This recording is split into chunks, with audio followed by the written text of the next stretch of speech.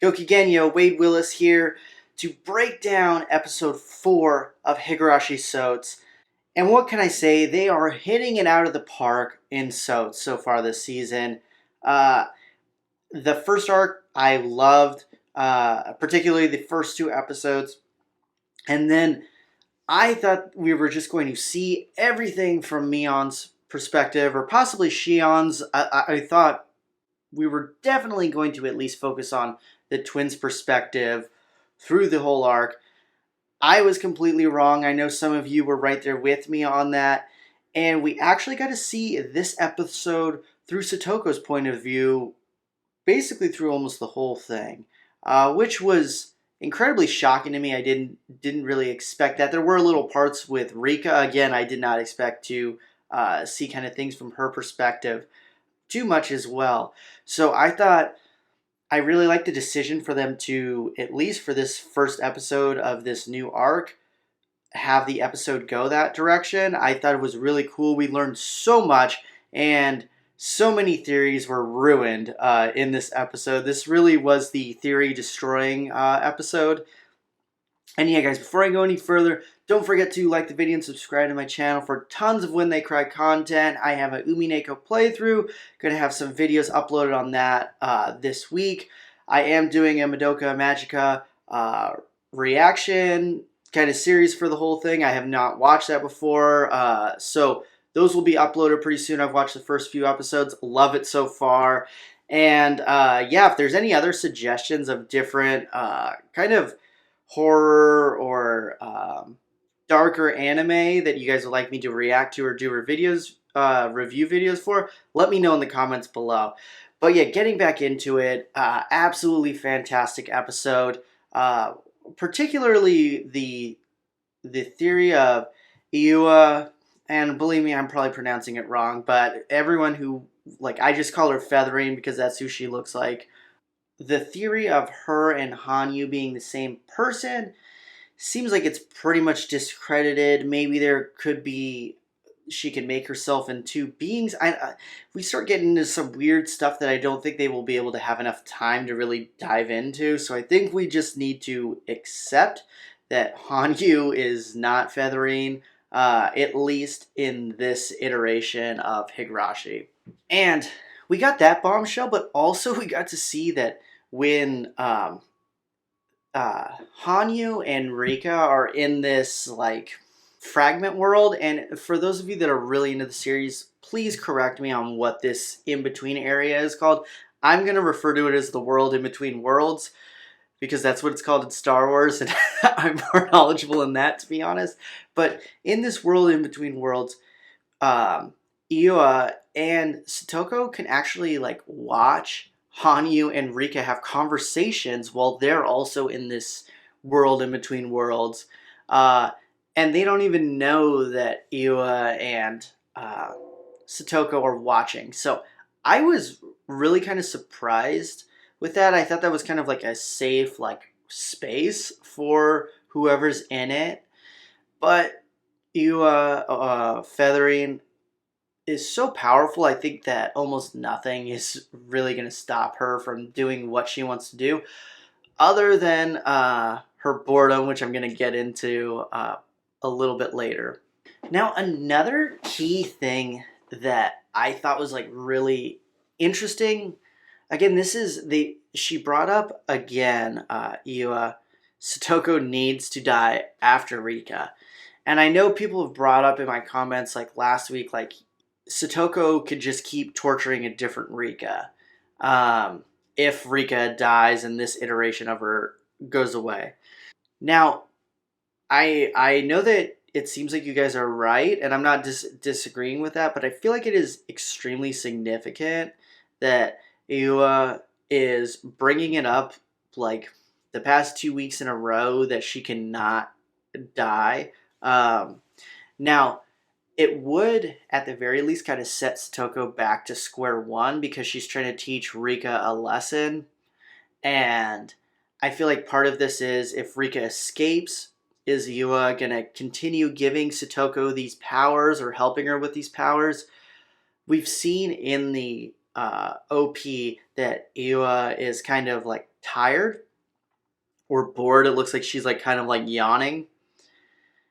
If, in my opinion, we could see Rika kind of escape, yes, Satoko could follow her, but I feel like I could see Yua kind of like sabotage Satoko at that point for like boring her and not accomplishing the task that she wanted her to accomplish. So I really think that is up for grabs. I don't think that they would have the series like Rika escape and then Satoko just following another iteration of Rika. I just don't see that. I think it's more likely that Rika, like either Rika or Ayua, like end Satoko's looping ability by Rika either stabbing her or Ayua just being a beast witch and doing whatever she wants. And those of us that are like I'm not that far into Umineko, but if a witch is bored, that is just trouble. They start doing like crazy things and they will do whatever they can in general to keep themselves entertained. So whether that is now helping Rika, maybe giving Hanyu her powers back, there's a lot of things that could happen there that I would not be surprised if we saw her kind of turn on Satoko, perhaps. Because really, she's not loyal to Satoko, she's just entertained by her. Now, the next theory that was kind of a lot of people were really all over the place on was how Satoko got that gun. And some people thought it was Oishi's gun. Some people thought it was like a gun from the Sonozakis, from their compound or something. And I honestly thought it was Mion's gun the whole time, and then someone told me that was a BB gun, so I felt like an idiot. So we were kind of like all over the place. Did anyone expect her to make Tepe like her, basically her bitch, and get him drunk, get all these contacts from shady people, and buy a gun? I did not see that theory anywhere, and it was kind of more it makes sense. And it wasn't something I'm like, oh my gosh, I can't believe this is happening. I'm like, I was just like engrossed by it. I'm like, oh, this is awesome. I can't believe I didn't think of this before. And for me personally, that was one of my favorite parts of the episode, is seeing kind of their dynamic, which in the original Higurashi, Tepe is just such a piece of crap, and he's horrible to Soko. And now, because of all these loops and how much he's changed, he's just like at her beck and call and just wants to help her. He actually wants to be a better person. I mean, his redemption is really kind of full swing. He was even trying not to drink, which is kind of crazy because of his, like, that he was trying to do that. Obviously, he doesn't have the best willpower. Um, but yeah, I was, that whole horse race thing, I was so surprised by that, but I loved every minute of it. It is so cool to see kind of the switch in the dynamic between the two. I feel like Satoko has more power over Tepe than he ever had on her, because she would just like, she would do what he said, but she would almost be like a zombie, which I don't know. It was kind of weird. Whereas like he is like he's scampering to try to do things for her. It's literally like he's simping for her. It was so interesting, and I honestly loved it. I know a few of you who commented on my reaction video also loved it. It was awesome. And guys, I'm not gonna lie. When she was going to go buy something, I was like, I thought she was gonna go buy chloroform from some shady person. I don't know why I thought that. Then I'm like, oh, a gun. That makes more sense. I don't know why I was thinking like she was gonna use some like chemical to like roofie people or something. I was either thinking roofies or chloroform, and that was kind of like where my mind was. And then I'm like, oh, gun is makes way more sense. And as the whole part when I'm thinking it was like gonna be chloroform, I'm like, dude, if she like gets the ingredients to like make it or something, or you see her with like a chemistry set and she's learning how to do this and teaches herself how to do chemistry to drug people, I would like lose my shit just because, I mean, learning that instead of, again, learning math problems or other chemistry problems to pass school is just would have been hilarious to me. And I think it would have been kind of a funny troll by Ryukishi. But yeah, well, that didn't happen. Although she did get the gun and we did see her practicing, and now she's like a sharpshooter. So that is another notch on the list of things Satoko has, list of things or skills Satoko has mastered instead of learning some math problems and grammar. So I don't know. It's funny. And yes, I know that she's more interested in these things than the math and stuff, but I mean, one could argue this means that she just has her feeling for revenge is stronger than the love she really felt for Rika to be able to push through school. And yes, I do understand she made it through getting into the school. I got it. But I mean, you got 3 more years in high school, I think, in Japan. Not that hard if you actually apply yourself.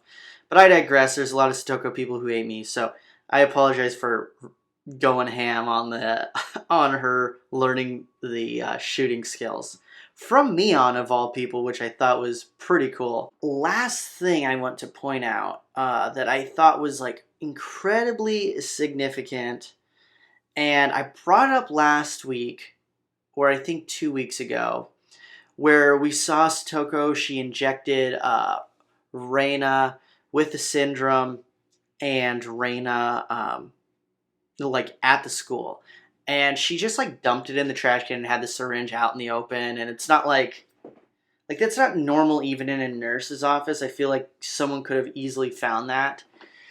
And I was like, oh my gosh, she's so ballsy. This time, injecting it into Mion, like just in broad daylight, like at in front of a vending machine, was absolutely insane. I cannot believe that she actually did that, or at least appeared she did it. And then it was just a syringe was left down in the ground. Uh, Guys, this is kind of wild to me, and I feel like this is kind of like, again, I brought it up a few weeks ago, and I think I hammered it home again last week.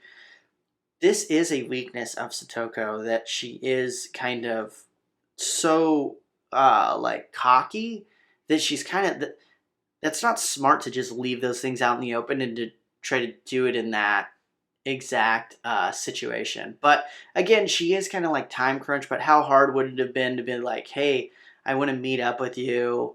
Oh, can we go get something, or maybe go on a hike together? And then does it while they're like hiking, like in the forest. I don't know. Makes a little bit more sense than in broad daylight and Okonomiya. But I digress. So I feel like, from my perspective, I think that is going to bite her in the butt.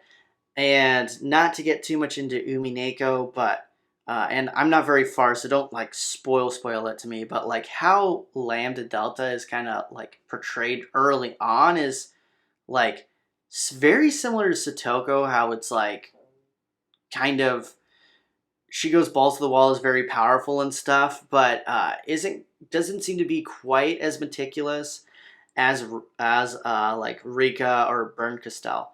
So and that's just, again, no spoilers. That's just like how the characters look super early on in Umineko. And I could be wrong. They could be completely different by the end.